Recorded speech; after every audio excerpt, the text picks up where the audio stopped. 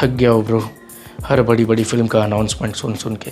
साला इनका सिर्फ अनाउंसमेंट ही जब गांड फाड़ दे रहा है तो पिक्चर तो आदिपुरुष निकलेगा, सॉरी पिक्चर तो सीधा थिएटर फाड़ देगा। अब जहां कल के दिन पे ये अनाउंस होता है कि वॉर 2 जो वाईआरएफ यूनिवर्स की एक फिल्म है उसको सिद्धार्थ आनंद के जगह ब्रह्मास्त्र के डायरेक्टर अयान मुखर्जी डायरेक्ट करने वाले हैं, तो कुछ लोग इससे नाखुश हो गए। बट मुझे तो नहीं समझ रहा कि क्यों नाखुश हुए, क्योंकि मैं आपको एक चीज़ बताता हूँ। ब्रह्मास्त्र के इंटरवल के पहले का वो सीन आप याद करो जहाँ पर कार चेजिंग होती है विद नागार्जुना।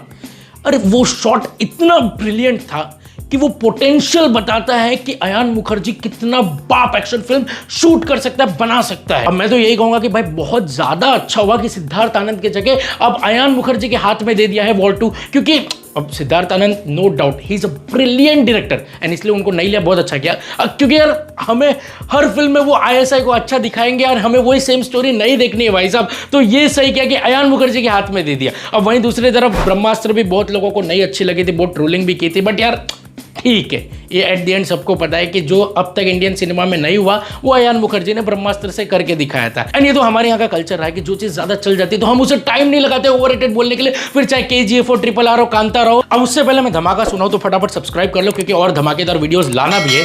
अब कल तक तो ठीक था कि जहां पर वॉर 2 अनाउंस होती है, लेकिन आज जो अनाउंसमेंट आता है ना वो तो मेरे को देख के फेक ही लग रहा था। आई मीन ये विश्वास ही नहीं हुआ कि ये लोग क्या डाल रहे।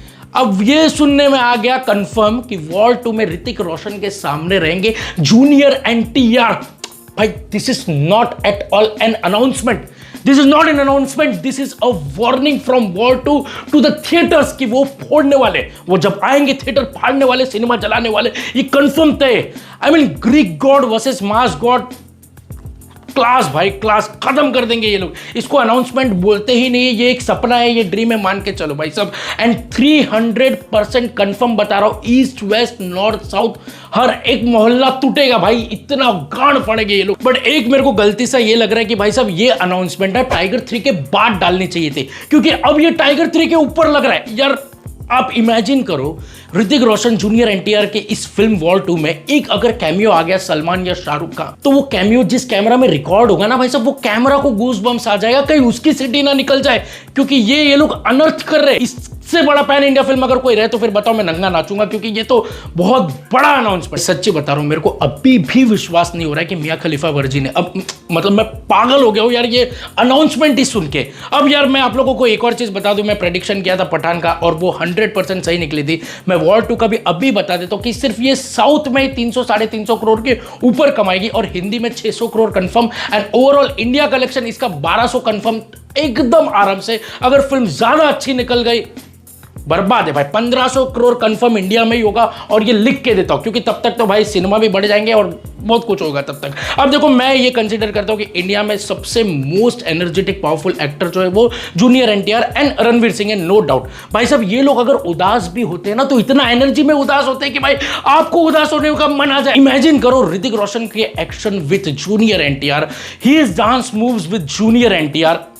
अयान मुखर्जी आप ये सारे लोगों को सही से सेट कर दो एंड अभी से एडवांस बुकिंग खोल दो, मैं अभी से ही टिकट लेने तैयार हूं, क्योंकि ये पागल सा चीज है। दूसरी तरफ एक और जो ढासू चीज वो ये है कि जूनियर एनटीआर की lineup, NTR 30 with Koratala Siva, NTR 31 with Prashanth Neel, and फिर वॉर 2 अयान मुखर्जी के साथ, वाईआरएफ के साथ। यार मेरे को ये नहीं समझ रहा कि ये भाई साहब क्या दो यूनिवर्स में काम करने वाले, I mean YRF universe and Prashanth Neel के यूनिवर्स में।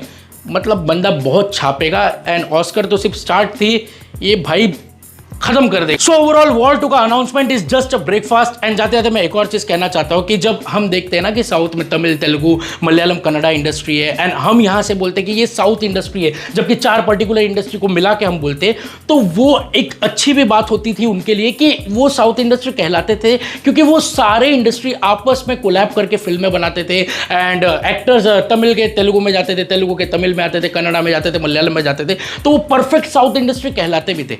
लेकिन अब अगर परफेक्ट इंडियन सिनेमा कहलाना है तो वो अब से शुरू हो गया है दोस्तों, जहां पर आप देखते हो कि साउथ एक्टर्स का कोलैबोरेशन होता है बॉलीवुड के साथ, वो भी बड़े बड़े प्रोजेक्ट में।